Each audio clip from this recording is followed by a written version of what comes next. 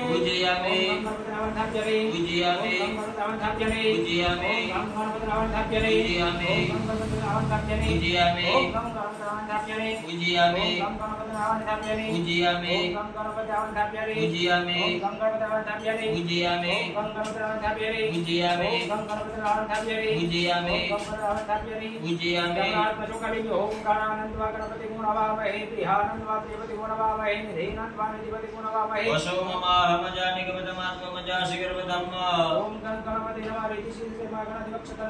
समर्पयामि।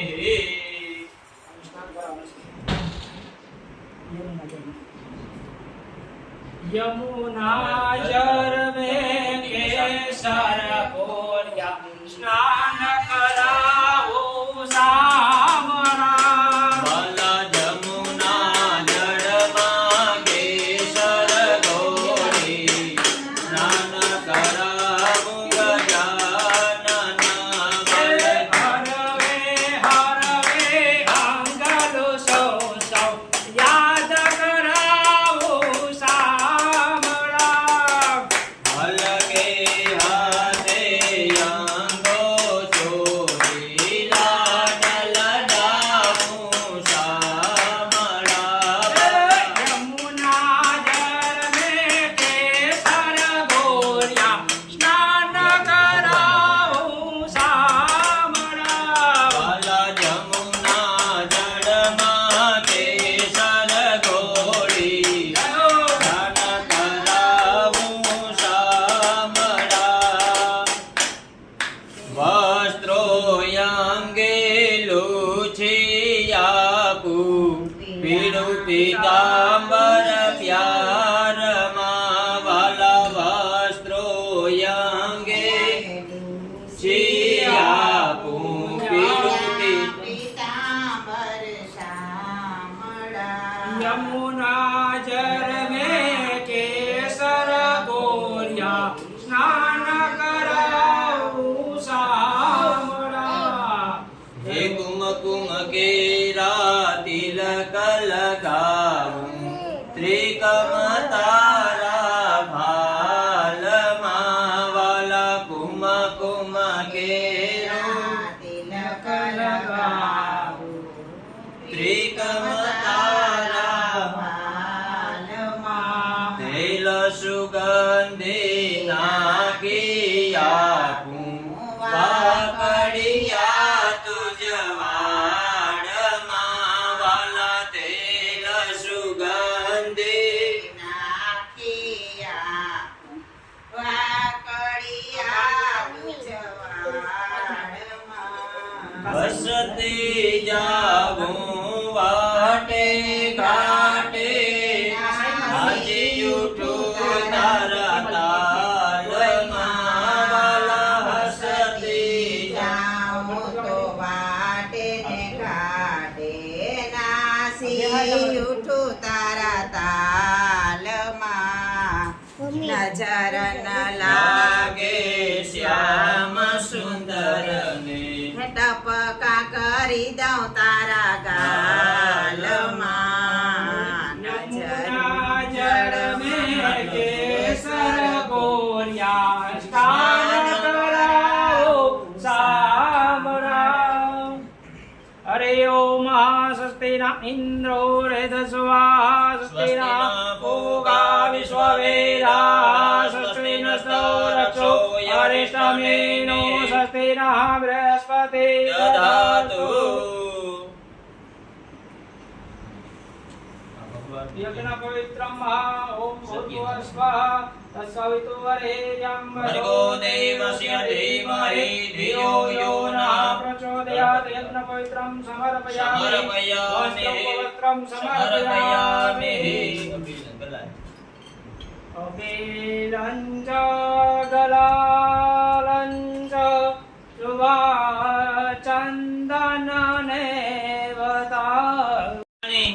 પોતાને ઘરે આવ્યો. પોતાની પત્ની લીલાવતીને કથા જણાવી. કથાનો પ્રસાદ આપ્યો. સાધુવાણીઓ કહેવા લાગ્યો કે હે લીલાવતી, જો આપણે ભગવાન આપણે ત્યાં પારણું બંધાશે તો આપણે પણ ભગવાનની કથા કરીશું. દિવસો જવા લાગ્યા. સાધુ વાણિયાને ઘરે 10મે માસે સુંદર મજાની એક કન્યાનો જન્મ થયો. આ કન્યાનો જન્મ પૂનમને દિવસે થયેલો હતો. પૂનમને દિવસે ચંદ્ર આખો હોય, જેમ ચંદ્ર પોતાની કળા કરે એમ ધીમે ધીમે આ કન્યા મોટી થવા લાગી. સાધુવાણીઓ ભગવાનની કથા ભૂલી ગયો. સાધુવાણિયાની પત્ની લીલાવતી યાદ કરાવે કે હે સ્વામીનાથ, આપણે સંકલ્પ લીધેલો છે કે આપણે ત્યાં પારણું બંધાશે તો ભગવાનની કથા કરીશું. દીકરીનો જન્મ થયો, હાલો આપણે ભગવાનની કથા કરીએ. સાધુવાણીઓ કહેવા લાગ્યો, અત્યારે ભગવાનની કથા કરીશું તો ઘણો જ ખર્ચ થશે. આપણે આપણી દીકરીના લગ્ન સમયે ભગવાનની કથા કરીશું. અલગ અલગ ખર્ચ કરવા પડે નહીં, એક જ ખર્ચે બંને કામ પતી જાય. આમ પોતાની પત્નીને સમજાવી સાધુવાણીઓ પોતાની દીકરીના નામકરણ સંસ્કાર રાખ્યા. દરેક જીવાત્માના જન્મથી લઈ અને મૃત્યુ સુધીના 16 સંસ્કાર બતાવ્યા. ભગવાનના 15 સંસ્કાર અને માણસના 16 સંસ્કાર. પહેલામાં પહેલા સંસ્કાર હોય તો માના ગર્ભ સંસ્કાર. ગર્ભવતી સ્ત્રી હોય, આ સ્ત્રી ગીતાજી, રામાયણ, ભાગવતના પાઠ કરે તો અંદર રહેલા બાળકને સારા એવા સંસ્કાર મળે. પણ જોકે અત્યારે ઘરે ઘરે ટીવી અને મોબાઈલ આવી ગયા એટલે આ સંસ્કાર નીકળી ગયા. પછી અન્નબુટ્ટા સંસ્કાર, બાળકને અન્ન ચખાડવામાં આવે. નામકરણ સંસ્કાર, બાળકની રાશિ જોવરાવવામાં આવે. ત્યાર પછી ગુરુ ધારણ કરાવવામાં આવે. યજ્ઞનો પવિત્ર સંસ્કાર, બાળકને જનોઈ પહેરાવવામાં આવે. લગ્ન સંસ્કાર, ધર્મના ચોરીના 4 ફેરા ફેરવવામાં આવે. અને છેલ્લામાં છેલ્લા સંસ્કાર હોય તો અગ્નિ સંસ્કાર. ભગવાનના અગ્નિ સંસ્કાર થતા નથી. ભગવાન સ્વધામમાં જાય એટલે ભગવાનના 15 સંસ્કાર. સાધુવાણીએ દીકરીના નામકરણ સંસ્કાર રાખ્યા. બ્રાહ્મણને બોલાવ્યા. બ્રાહ્મણ પાસે દીકરીની રાશિ જોવરાવવામાં આવી. બ્રાહ્મણ કહેવા લાગ્યા, ક છ ઘ અક્ષર આવ્યો, મિથુન રાશિ આવી. દીકરીનું નામ કલાવતી પાડી સાધુવાણીઓ કમાવાને અર્થે ગયો. ફરી પાછો સાધુવાણીઓ ઘરે આવે ત્યાં તો દીકરી ઉંમરલાયક થતા જોઈ. દીકરી ઉંમરલાયક થઈ મુનિમજીને આજ્ઞા કરી કે મુનિમજી, કાંચનનગરમાં જઈ વણિક પુત્રને મારી પાસે તેડી લાવો. મારે મારી દીકરીના લગ્ન સંસ્કાર કરવા છે. મુનિમજી કાંચનનગરમાં જઈ વણિક પુત્રને સાધુવાણિયા પાસે તેડી લાવ્યા. સાધુવાણીએ દીકરીના લગ્ન સંસ્કાર કર્યા. પાછી ભગવાનની કથા ભૂલાઈ ગઈ. સંસ્કાર પણ થઈ ગયા. હાલો દીકરી જમાઈને સાથે રાખી અને ભગવાનની કથા કરીએ.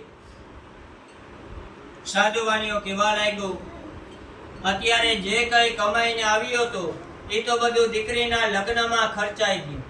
હવે તો પાછો કમાવા જાઉં, કમાઈને આવું ત્યારે ભગવાનની કથા કરીએ. સાધુવાણીયાએ પોતાના જમાઈને ભેગા લીધા. બેય નાવા તૈયાર કરી શસ્ત્રો જમાઈ મને બનાવે. આ સાધુવાણીઓ ચમત્કાર વગર નમસ્કાર નહીં કરે.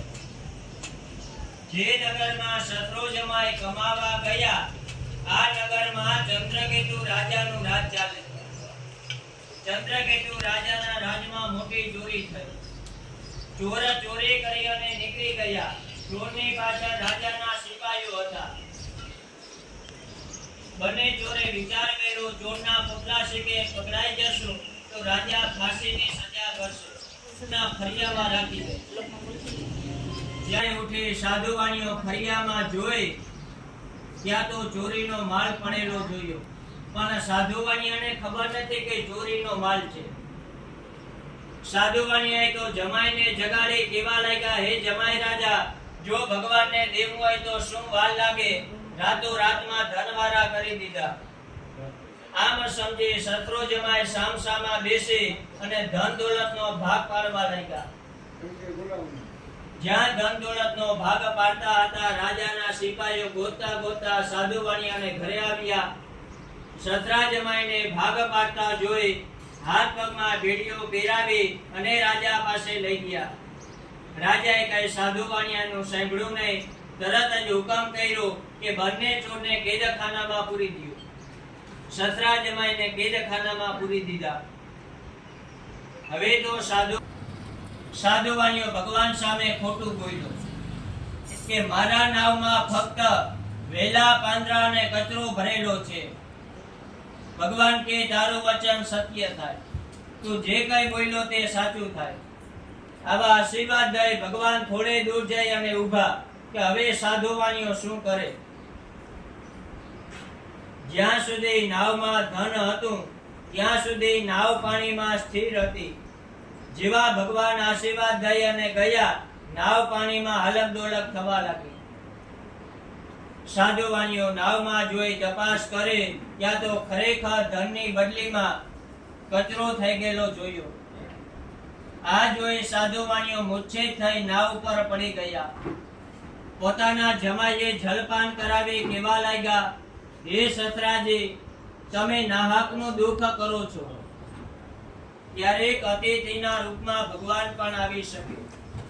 હમણાં જે સાધુ આવ્યા તે કદાચ ભગવાન હોઈ શકે. એને જ આપણે આશીર્વાદ દીધા છે.